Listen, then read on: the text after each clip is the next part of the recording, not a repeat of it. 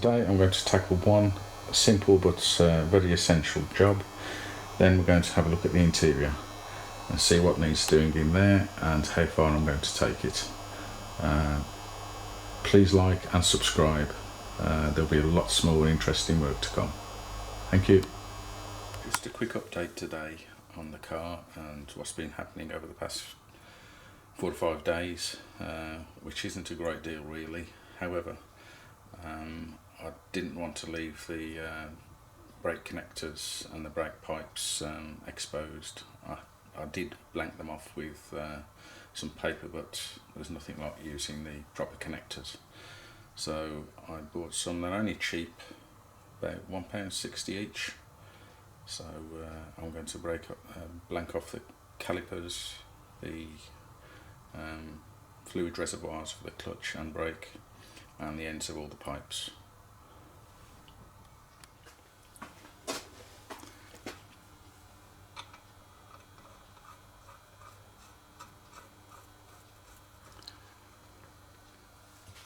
Just pinch it up.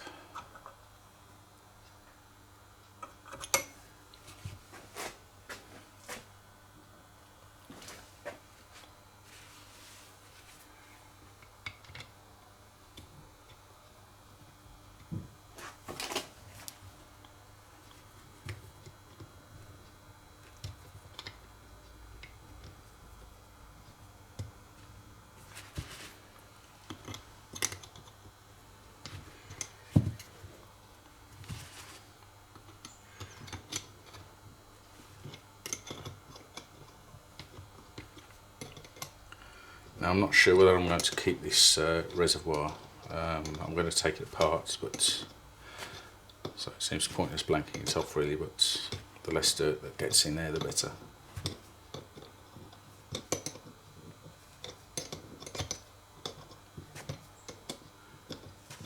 This isn't the most difficult or exciting job in the world, but you don't want grit in your brake pipes.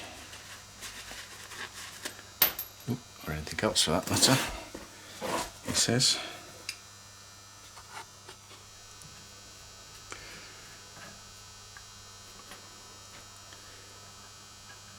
These unions are 5/8 by the way, just finger tight. And there it is, all safe. A few more to go, but I won't film them all as it's a fairly simple job obviously.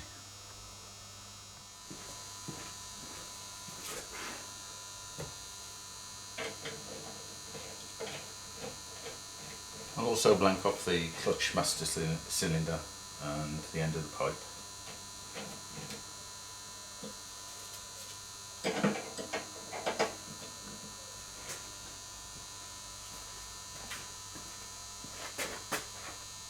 Sorry about the buzzing on this video, but one of my lights is playing up.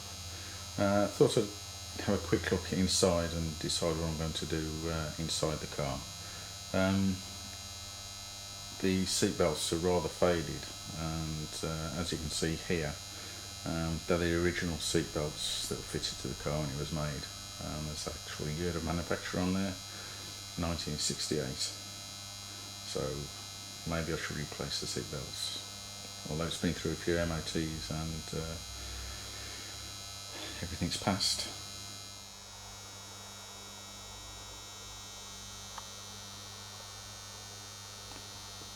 There's no starts of tears or anything in the seat belts, just a bit furry in places.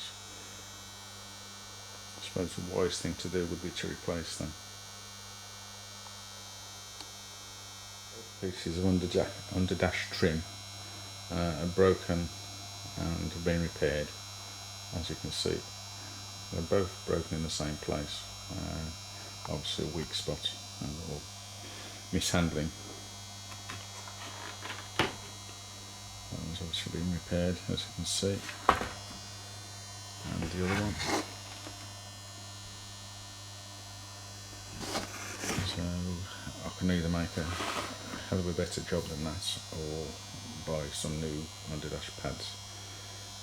I think they're fairly expensive for what they are, but it's all about making it better. Replacement carpet's been fitted, and it certainly isn't of the best quality. The original carpet is still underneath in most places. Now, I thought it was originally fitted with a fawn carpet, but so inside the car, the dashboard isn't in bad condition. There's just some marks there, a little crack and a little mark there. Looks where the varnish is delaminated, and also on the cover. So again, I'm going to see if I can do something about that. Now, I'm in a quandary at the moment as to whether to totally remove the dashboard, which will make it easier to work behind there, fitting all the pipes and etc. Plus fitting the new engine loom. A couple of things on the dashboard. The ignition cover doesn't look original to me. That looks as if someone's replaced it. So I'll be after sourcing an original item. The radio is period, and I don't think they were originally fitted with Motorola. I think they're Pi. Whether this was fitted after it was purchased or was fitted by the factory, I don't know. But if anyone's got any ideas on that. I've removed a map light from the passenger side, which again is period, and as is this one. I'm not sure whether I'll leave that in place. I can't see much point, to be honest, but it's an item to keep, maybe sell, or maybe I will refit it. But then again, I'm left with a hole in the dash. So, decisions.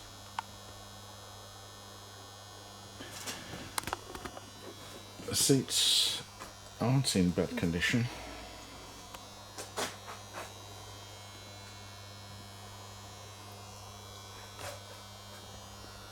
There is a cigarette burn on that one, which is a bit of a pain because it's pretty much the only mark, well, bad mark on the seats. Some scuff marks here, as you can see. But do they warrant replacing the seat covers? Big question mark.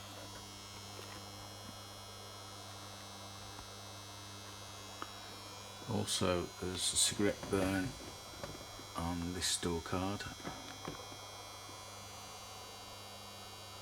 The door pulls could do with refurbishment or replacement.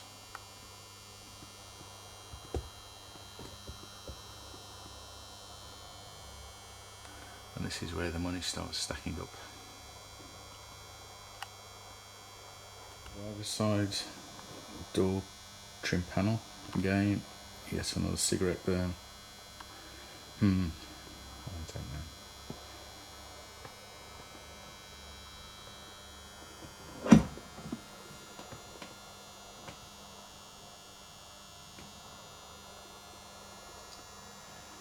Those speakers are going to be removed, so I suppose that means I need to refit some new door cards. So I'll make that, I'll bite the bullet and do that, I think. Make them all nice and tidy.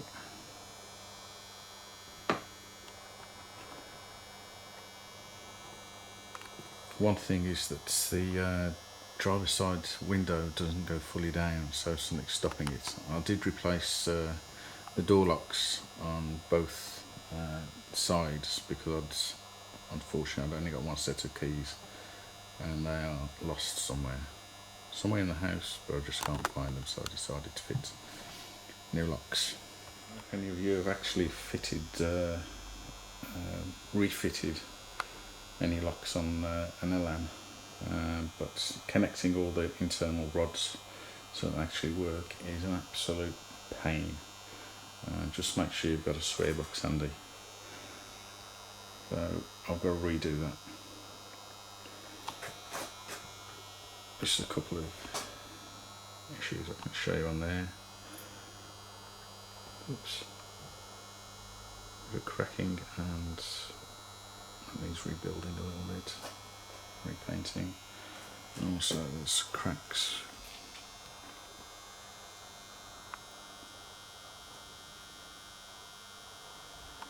there which need doing.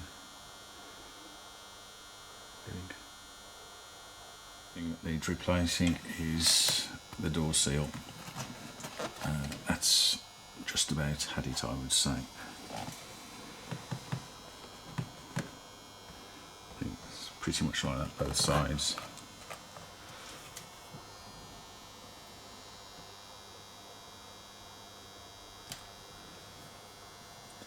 And there's a little crack there. We'll need addressing. I'm sure we've all got favourite tools. Anyone that works on cars has tools that they really like. And I know these are Imperial combination spanners, but I've had them since I was about 18. So a fair few years now. And they are my favourites. Modern cars, you don't get to use them, but on the cars that matter, they're really useful. And I'll turn to these as much as I can.